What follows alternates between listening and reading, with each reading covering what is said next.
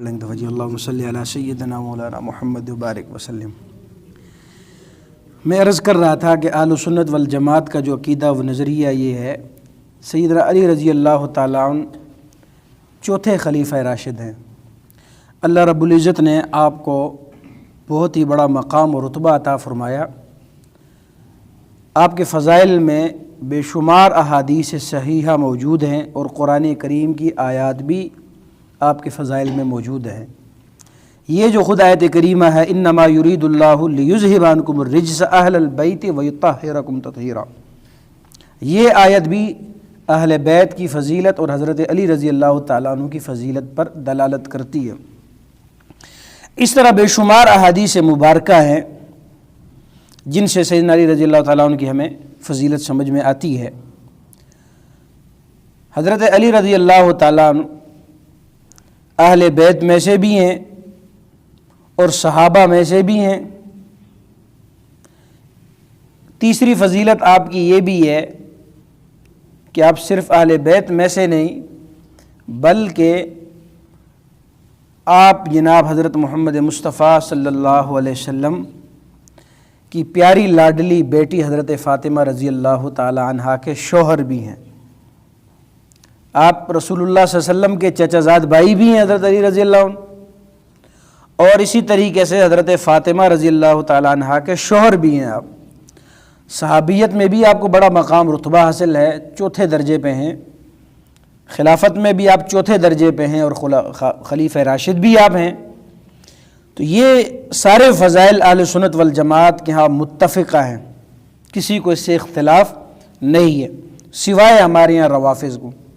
روافض کا اختلاف ہے، وہ انہیں خلیفہ چوتھا چہارم تسلیم کرنے کے لیے تیار نہیں ہیں، بلکہ خلیفہ اول سے بھی اور نعوذ باللہ خود رسول اللہ صلی اللہ علیہ وسلم کی ذات پر بھی فضیلت دینے کے لیے تیار بیٹھے ہوتے ہیں، اور اس پر بھی بس نہیں کرتے، اللہ رب العزت کی ذات کے مقابلے میں لا کر کھڑا کر دیتے ہیں۔ اب ہمیں ایک سلیم الفطرت انسان کو چاہیے کہ جو قرآن و سنت نے جو چیز بتا دی، قرآن و حدیث مبارکہ نے جو چیز بتا لی، جو رتبہ متعین کر دیا، اس کو وہ تسلیم کر لے۔ اپنی جانب سے کسی قسم کا رتبہ نہ کسی کو دے، نہ کسی سے کوئی عہدہ چھینے، ہمیں کسی نے کسی چیز کا اختیار نہیں دیا۔ تو حضرت علی رضی اللہ تعالیٰ عنہ، اللہ رب العزت نے آپ کو قوت شجاعت سے بھی نوازا۔ آپ کی قوت شجاعت میں بھی آپ ممتاز حیثیت رکھتے تھے، چنانچہ آپ نے خیبر کا واقعہ علماء کرام سے سنا ہے، صحیح مسلم میں حدیث مبارکہ موجود ہے۔ خیبر کا جو قلعہ تھا، سیدنا علی رضی اللہ تعالیٰ عنہ کے ہاتھ اللہ رب العزت نے اسے فتح عطا کیا امت مسلمہ کو۔ تو خیبر کا قلعہ فتح نہیں ہو رہا تھا، رسول اللہ صلی اللہ علیہ وسلم نے فرمایا کہ میں کل جب میدان لگے گا تو ایسے شخص کے ہاتھ میں جھنڈا دوں گا، ایسے شخص کے ہاتھ میں جھنڈا دوں گا جو اللہ اور اللہ کے رسول صلی اللہ علیہ وسلم سے محبت کرتا ہے، اور اللہ اور اللہ کے رسول بھی اس سے محبت کرتے ہیں۔ یعنی محبت جانبین سے، ایک طرف سے نہیں ہے، دونوں طرف سے محبت ہے، اور دونوں طرف سے گارنٹی موجود ہے۔ وہ بھی اللہ اور اللہ کے رسول سے محبت کرتے ہیں، اور اللہ اور اللہ کے رسول بھی اس شخص سے محبت کرتا ہے، ایسا شخص۔ تو صحابہ میں سے ہر ایک کو یہ تمنا ہوئی کہ یہ جھنڈا ہمیں عطا کر دیا جائے، کاش یہ جھنڈا ہمیں عطا کر دیا جائے۔ صبح کا جب وقت ہوا، رسول اللہ صلی اللہ علیہ وسلم نے پوچھا حضرت علی کہاں ہیں رضی اللہ تعالیٰ عنہ؟ تو صحابہ نے بتایا کہ آپ کی آنکھیں مبارک خراب ہیں، اس لیے اس مجلس میں آپ موجود نہیں ہیں۔ فرمایا انہیں بلا لاؤ۔ حضرت علی رضی اللہ تعالیٰ عنہ کو بلایا گیا، رسول اللہ صلی اللہ علیہ وسلم نے اپنا لعاب مبارک عطا کیا، ان کی آنکھیں مبارک پہ ڈالا، جس کی وجہ سے آپ کی بیماری جاتی رہی، آنکھ کی جو بیماری تھی وہ زائل ہو گئی، اور آپ فرماتے ہیں کہ اس کے بعد مجھے کبھی بھی تکلیف نہیں ہوئی دیکھنے میں، ہر چیز مجھ پر واضح اور صاف صاف مجھے دکھائی دینے لگی۔ چنانچہ آپ علیہ الصلوۃ والسلام نے آپ کے ہاتھ مبارک پہ وہ جھنڈا مبارک دے دیا۔ اب جھنڈا دینے کا مقصد کیا ہے کہ بھئی اب جو لشکر کی کمانڈ کرے گا وہ شخص حضرت علی رضی اللہ تعالیٰ عنہ۔ جھنڈا دینے کا مقصد یہ ہوتا ہے کہ بھئی لشکر کا سردار، سپہ سالار، جرنیل، اس کی کمان کرنے والا کماندان وہ یہ شخص ہے، جھنڈے کا مقصد یہ تھا۔ اور یہ جو جھنڈا تھا یہ حضرت عائشہ رضی اللہ تعالیٰ عنہ کے دوپٹے سے تیار کیا گیا تھا. حضرت عائشہ رضی اللہ تعالیٰ عنہ کے دوپٹے سے اس جھنڈے کو تیار کیا گیا تھا. اور یہ جھنڈا رسول اللہ صلی اللہ علیہ وسلم نے حضرت علی رضی اللہ عنہ کے ہاتھ مبارک میں دیا. پھر موقع یہ آیا، اب میدان لگ چکا ہے، اور وہاں خیبر کا بڑا مشہور پہلوان مرحب تھا، بڑا دلیر تھا، اور اسی طریقے سے اس کی شاہ سواری، اس کی دلیری، اس کی شجاعت ضرب المثل تھی، مشہور تھی.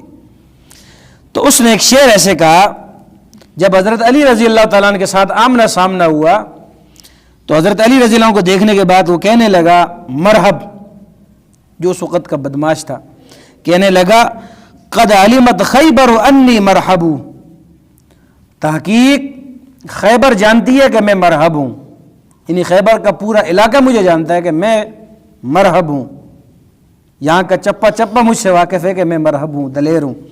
اچھا کیا ہیں جی آپ؟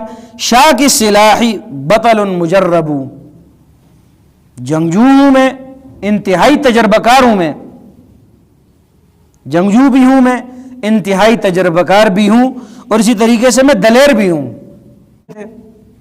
سامنے کون تھے مقابلے میں؟ سیدنا علی رضی اللہ تعالیٰ عنہ. سیدنا علی رضی اللہ تعالیٰ نے فرمایا، انا الذی سمتنی امی حیدرہ، انا الذی سمتنی امی حیدرہ، میں وہ شخص ہوں کہ جس کے والدہ نے اس کا نام حیدر رکھا ہے. میں کون ہوں؟ میں وہ شخص ہوں جس کی والدہ نے اس کا نام حیدر رکھا ہے.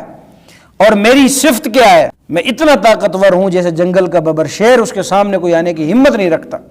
سیدنا علی رضی اللہ تعالیٰ نے یہ اشعار پڑھے، اور یہ اشعار کہتے ہوئے، فرماتے ہوئے ساتھ ہی آپ نے مرحب پر حملہ کر دیا. تو مرحب کے 2 ٹکڑے کر دیے حضرت علی رضی اللہ تعالیٰ نے. جیسے مرحب کو قتل کیا تو ظاہر ہے جب لشکر کا سپہ سالار دلیر قتل کر دیا جائے، مار دیا جائے، تو پورے لشکر کی پھر ہوا ایسے نکل جاتی ہے. سپہ سالار مارا جاتا ہے تو سپہ سالار کے قتل ہونے کے بعد، تجربہ کار آدمی کے قتل ہونے کے بعد آسانی سے پھر حضرات صحابہ کرام نے اس قلعے کو فتح فرما لیا. تو یہ فتوحات کی آغاز تھی. آپ کی کفالت، آپ کی پرورش، آپ کی تربیت رسول اللہ صلی اللہ علیہ وسلم کے ہاں ہوئی. آپ کی تربیت کن کے ہاں ہوئی؟ رسول اللہ صلی اللہ علیہ وسلم کے ہاں. رسول اللہ صلی اللہ علیہ وسلم کہ ہاں کیسے ہوئی؟ اس کا ظاہری سبب کیا بنا؟ کوئی نہ کوئی ظاہری سبب بھی ہوا کرتا ہے. تو اس کا ظاہری سبب کیا تھے؟ جناب ابو طالب جو حضرت علی رضی اللہ عنہ کے والد تھے، اب ان کا اسلام لانا یا نہ لانا یہ الگ ایک بحث ہے مستقل، ان کو انشاءاللہ ہم مستقل کسی کلپ میں ریکارڈ کریں گے. تو حضرت علی رضی اللہ تعالیٰ عنہ کے جو والد تھے ابو طالب، تنگ دستی کا زمانہ چل رہا تھا، دوسرے بھائی آپ کے موجود ہیں، آپ پر تو تنگ دستی کا معاملہ چل رہا ہے.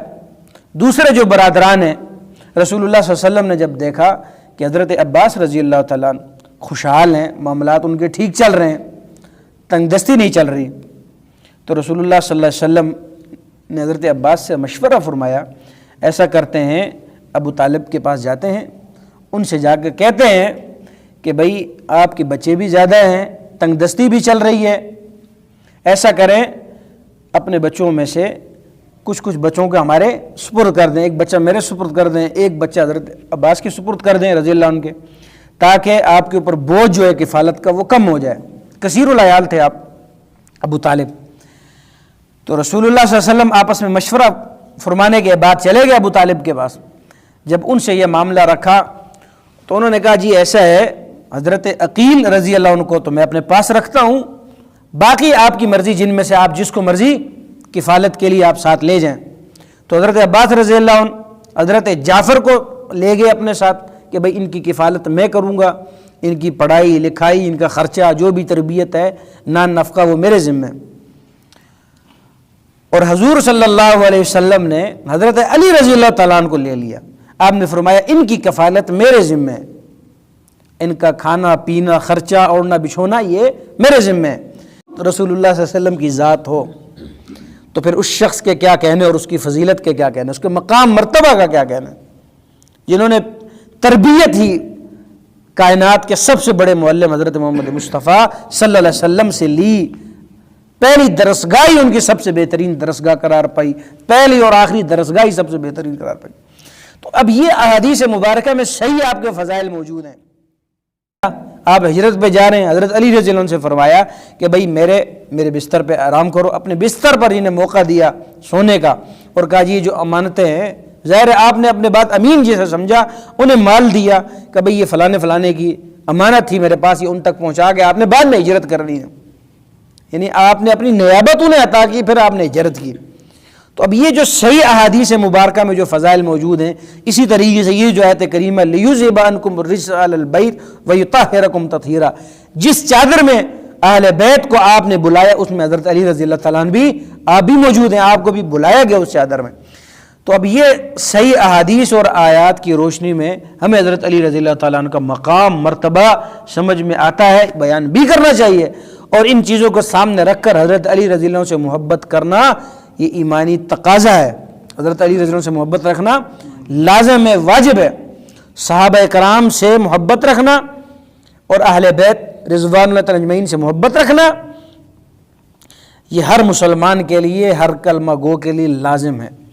کسی قسم کی تفریق، تنقیص کرنا، شان کو گھٹانا، اس کی اجازت اسلام نے نہیں دی ہے۔ اب یہ ذہن نشین فرما لیں، جو ہمارا نظریہ اہل سنت والجماعت کا، رسول اللہ صلی اللہ علیہ وسلم کے ساتھ نسبت جس کی بھی ہو گئی، چاہے انہیں مقام صحابیت اللہ نے دے دی یا انہیں اہل بیت میں سے ہونے کا شرف عطا کر دیا گیا، کسی بھی قسم کی نسبت رسول اللہ صلی اللہ علیہ وسلم سے اللہ نے انہیں عطا کر دی، اب وہ ہمارے لیے باعث فضیلت ہیں، باعث فضیلت ہے، ان کا ادب احترام ہم پر واجب ہے، اس کے بغیر ہمارا ایمان کامل نہیں ہے۔